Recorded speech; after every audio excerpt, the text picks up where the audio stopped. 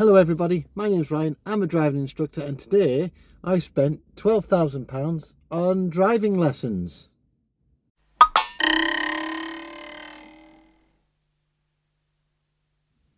So today I spent £12,000 on driving lessons. Before we go any further, like, comment and subscribe. This is a story that has come about because of one of my pupils, and I won't name them, won't out them. They got the license, the provisional license 5 years ago. They came to me and to do auto. So in the back and forth, the Q&A, have you done your theory? Have you got a driving test book? Things like this. We identified that this person had already done a manual driving test and was unsuccessful. It was suggested that they'd done this manual driving test and that they'd failed within minutes of leaving the test centre due to anxiety and nerves. Except that wasn't the whole story. The 5 years that she was learning to drive, then there was family stuff that got in the way, so she had a little pause every so often.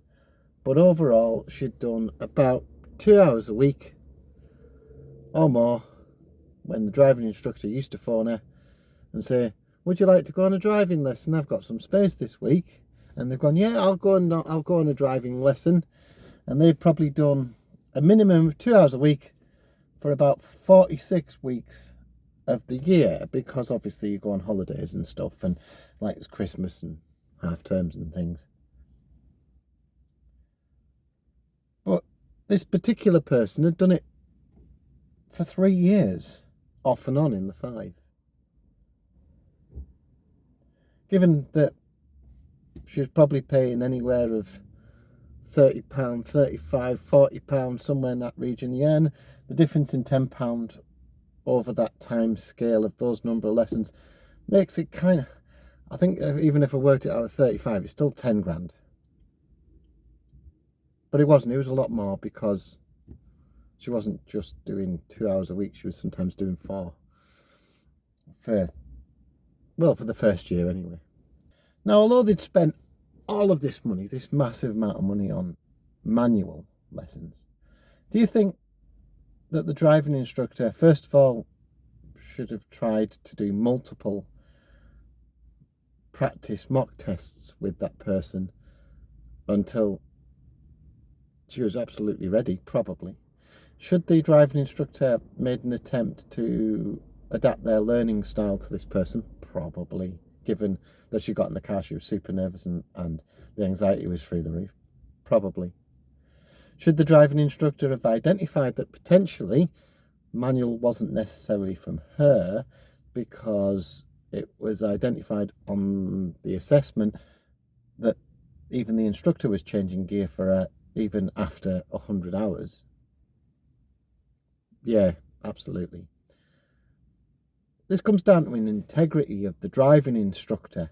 Have you got the right driving instructor? This is the lesson. If you've got the right driving instructor, you need to ask questions of your driving instructor. Where's your destination? Where's your target? What's the plan to that target? Do I have this idea that I'm learning correctly? A lot of people won't know. A lot of people just jump in the car and drive once a week for an hour and a half, 2 hours, sometimes 3. Is that instructor coaching me? Is that instructor helping me? Is that instructor doing the right thing? Is that instructor on the register? Search up the register, how to find a driving instructor. If you search up how to find a driving instructor, then it'll tell you the nearest ones to your postcode. It'll even have their phone number and their email address on if they've set up their register correctly. It may also have their last standard check score, the score that's done as part of the assessment that the DVSA does once every 4 years or so to see whether that instructor's up to scratch. Ask them about the pass rate. What's your pass rate? How many passes have you had? You want to know these things, even potentially going into, do you have a Facebook, a YouTube? Do you have TikTok? Do you have all these different, you have an Instagram or whatever else it is? Do you have any evidence of your passes? The reason you want to dig down into it is to see if that instructor's capable. Now, as an adult person, taking your child, your 17, 18, 19, 20, still your child, even at 30, even at 40 years old, still your child, out on the road, do you think that in driving instructors, if you met them, have you talked to them, even just to message them, how are they doing? 20 hours in, how are they doing? How are they faring? Are they any good? Have they got a progress report? So I use an app and I put progress in it at the end of the lessons. I do those briefings. What we're going to do today is this. At the end of the lesson, how did you feel about what you'd done today?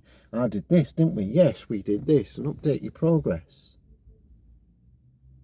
I have a feeling that this person wasn't aware of any of this. Very, very aware that this person probably wasn't aware of it. It's not that person's fault. It's absolutely on the driving instructor.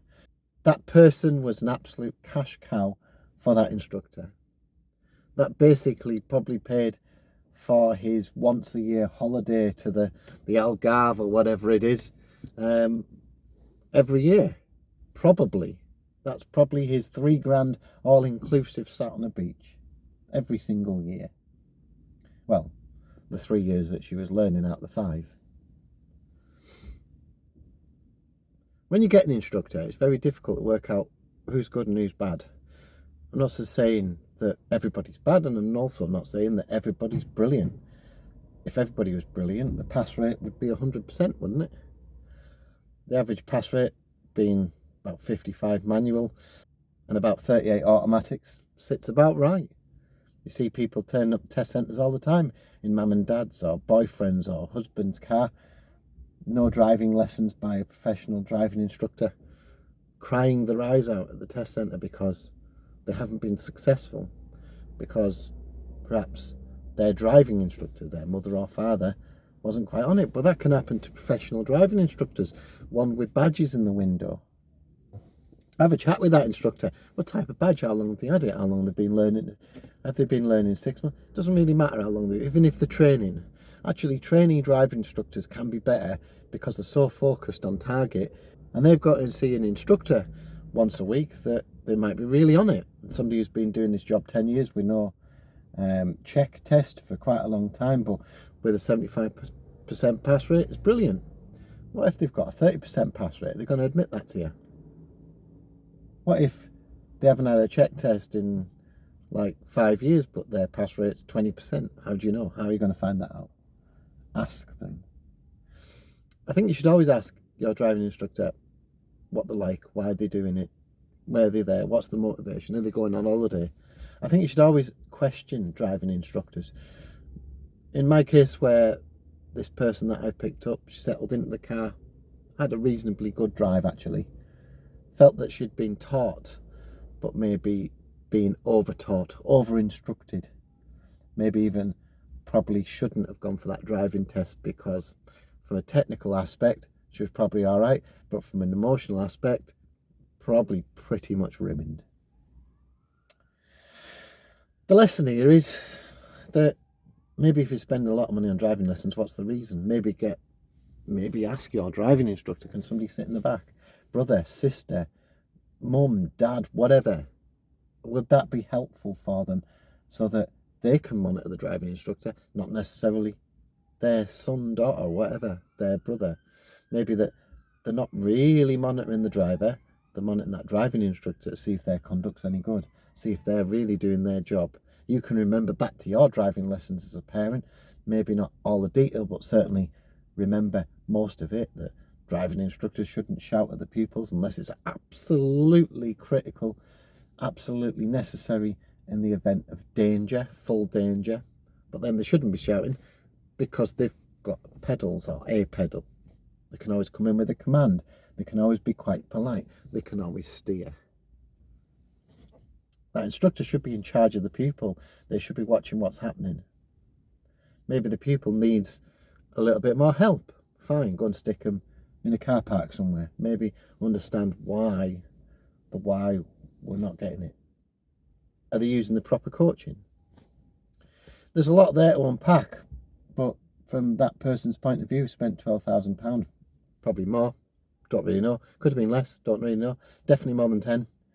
Then they didn't know. It wasn't their thing to know. It wasn't their problem to know. Maybe they didn't know. Maybe they didn't quite understand. It's okay to not understand. That's why you're in the learner car. It's okay to make mistakes. That's why you're in the learner car. A lot to take in from this video. It was just a quickie really, but it's probably ended up being 10 minutes. Last game of the season, but you won't see this till Friday, so probably been beaten by West Ham, and West Ham have survived because the Spurs match will have already been on. Maybe it's the other way around. Spurs have, I don't know. Just an aside at the end. If you like what you see, like, comment, subscribe. Subscribing is free, and I'll see you in the next one. Bye for now.